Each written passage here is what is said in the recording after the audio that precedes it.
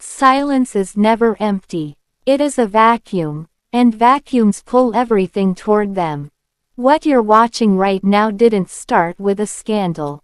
It started with a pause. A cropped image. A family that has learned how to survive by saying nothing, while the internet does the damage for them. On the surface, viewers see another sister wives rumor cycle. Speculation. Reactions. Think pieces dressed up as concern. But underneath that noise is a far more disturbing system at work. I can reach her Because this until she wasn't hears me. random curiosity. It followed a pattern, one that rewards attention, punishes silence, and turns inherited visibility into lifelong exposure. One where a young woman becomes the subject, while platforms, creators, and legacy narratives become the beneficiaries. And the real cost isn't a headline. It's psychological ownership. It's a family brand that outlives consent. It's a legacy where growing up doesn't mean getting free. Tonight, we're not reacting to rumors. We're dissecting the machinery that creates them. Who profits, who absorbs the damage, and why silence is treated as guilt in this franchise. Stay with me, because the evidence doesn't live in statements. It lives in patterns, and once you see them, you can't unsee them. Some stories do not begin with facts. They begin with a question. A single headline. A cropped photograph. A pause that feels longer than it should. And suddenly, millions of strangers are asking the same thing at the same time. What are we really seeing? And perhaps more importantly, why do we feel entitled to know? This is not a story about confirmation. It is a story about speculation. About silence. And about what happens when private lives collide with public expectations. For more than a decade, audiences have followed the lives of the Brown family through the TLC series Sister Wives. A show that promised transparency, plural marriage, and an unconventional definition of family. But as seasons passed, the narrative shifted. What began as a portrait of unity slowly became a chronicle of fracture. Divorce, estrangement, public accountability, and eventually, the next generation stepped into view. Among them, Aurora Brown. Soft-spoken, rarely confrontational, often positioned as protected, sometimes to a fault. Aurora grew up on camera, but unlike many reality TV children, she rarely sought the spotlight. Which made the sudden surge of attention around her all the more striking. If Aurora Brown never asked for attention, why did the internet suddenly decide she owed it an explanation? The headline moment. In late 2024 and early 2025, entertainment blogs and social media aggregators circulated a familiar pattern. A headline framed as a question. A photograph framed without context.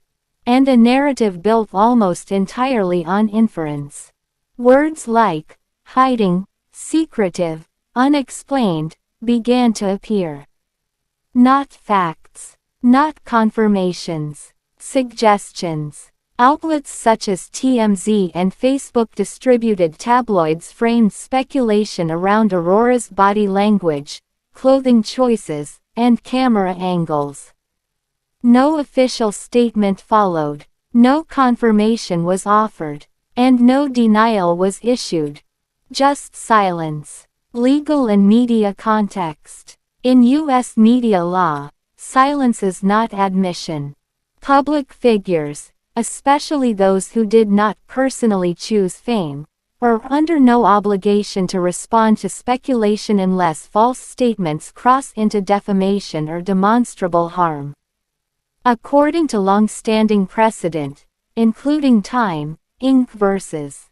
Hill 1967, public interest does not override personal privacy without verified public relevance. Aurora Brown has never issued pregnancy announcements, monetized personal milestones, or leveraged speculation for attention. Which raises a critical question. At what point does public curiosity become intrusion? And if silence is a boundary, why does it make people more uncomfortable than confirmation? Kody Brown and paternal control. To understand why this speculation escalated, viewers looked not only at Aurora, but at her father. Kody Brown has long been a polarizing figure. In later seasons, his parenting style, particularly toward Robin Brown's children, became a point of intense fan debate. Scenes involving anxiety attacks, emotional dependence, and protective decision-making were replayed, dissected, and archived across Reddit threads and YouTube commentary. Some fans interpreted Kody's involvement as care. Others saw control. But perception is not proof. What is verifiable is that Kody has publicly stated, on multiple occasions, that he feels responsible for shielding certain children from emotional harm, even if that protection appears excessive to outsiders. Past episode callback. In Season 17, Episode 6, Kody described his fear of losing relationships with his children as marriages dissolved. That fear, documented on camera, contextualizes his later reactions. Not justification. Context. Because public anger toward Kody during this rumor cycle was immediate and intense, despite no verified reaction from him at all. So if no statement was made, why were so many people convinced they knew how he felt? Fan and community reaction. Online discourse exploded. Reddit communities debated ethics versus entitlement. Facebook comment sections hardened into certainty. YouTube creators framed speculation as narrative. Common themes emerged. She deserves privacy. They signed up for this. This family never tells the truth. Let her live. What's notable is that reactions were not evenly divided. A growing portion of longtime viewers expressed fatigue, not curiosity. They were no longer asking what the truth was. They were questioning why they cared. Social psychology insight. Media psychologists point to a phenomenon known as parasocial entitlement. The belief that long-term viewership creates relational access. But entitlement does not equal consent. Aurora Brown did not negotiate her childhood exposure. She inherited it. And as reality TV scholars have noted since the early 2000s, second-generation cast members occupy a legal and ethical gray zone. Visible, but not voluntary.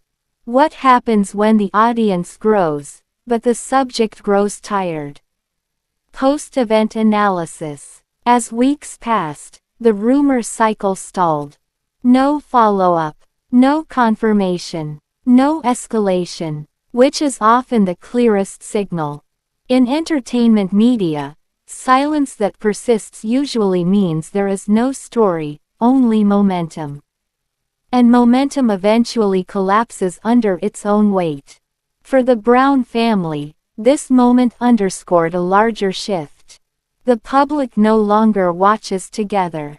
They watch against narratives, against perceived manipulation, against each other. Long-term implications. This episode may mark a turning point, not just for Aurora, but for how the sister wives' legacy is consumed. Future seasons face an audience that is more skeptical, more protective of younger cast members, and less tolerant of speculative storytelling. The franchise built on openness now confronts a demand for restraint. And that tension may define its final chapters. In the end, this was never truly about a photograph. It was about expectation, about boundaries, and about who gets to decide when a story belongs to the public. Aurora Brown did not confirm anything. She did not deny anything. She simply continued living. And sometimes, that is the most radical choice of all. Because not every silence is a secret. Some are simply an answer we are not entitled to hear.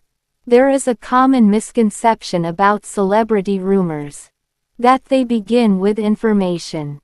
In reality, most rumors begin with absence, a missing detail, a paused update, a moment without explanation. Digital media does not require facts to move forward. It requires momentum. Entertainment platforms operate on what analysts call question-based framing. Headlines are intentionally structured not to assert truth, but to invite speculation.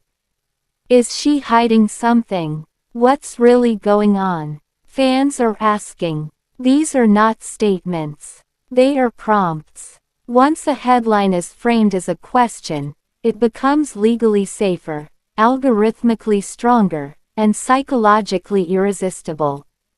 On platforms like Facebook, engagement is rewarded not for accuracy, but for emotional reaction. Confusion, concern, outrage, curiosity. And once a rumor begins circulating, it no longer belongs to its source. It belongs to the audience. Silence, in this ecosystem, does not stop the machine. It fuels it. If the rumor was never confirmed, why did it spread faster than many verified stories? To understand how speculation grew, we need to slow the story down. The first moment was not a headline. It was a photograph, shared without context, cropped without intention, viewed without history. Within hours, screenshots began circulating in fan groups.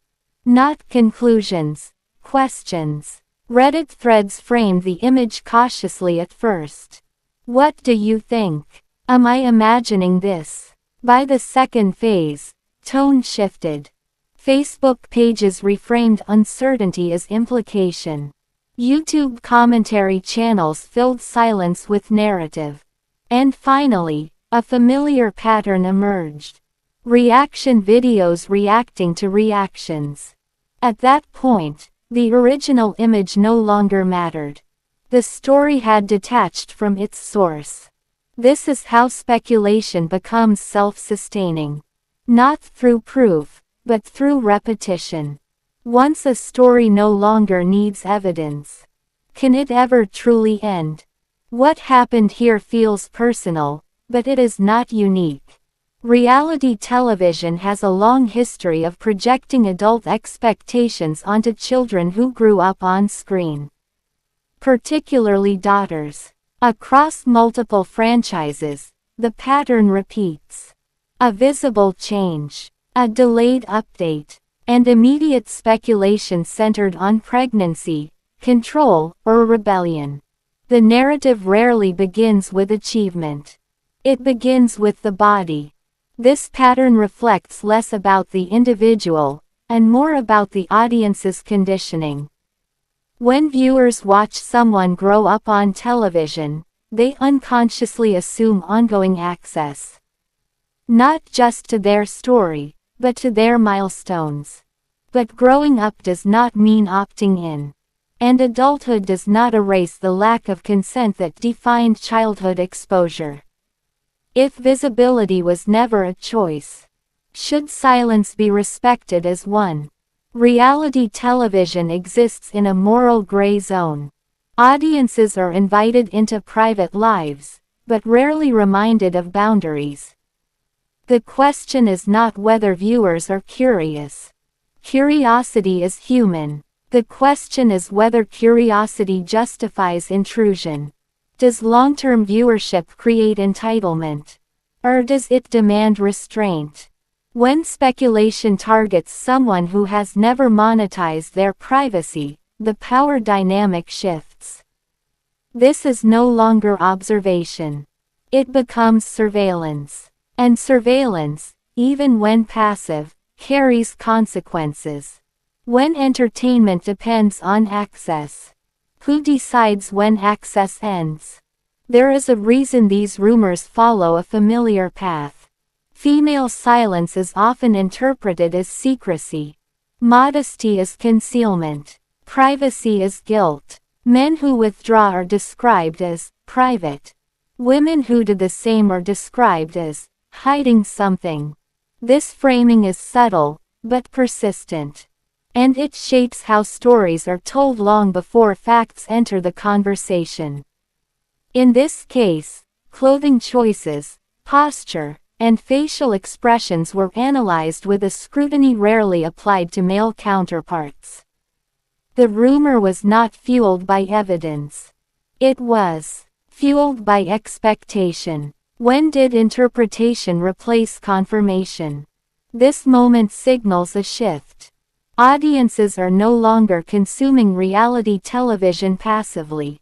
They are interrogating it. Viewers are questioning ethics, production responsibility, and long-term impact on second-generation cast members.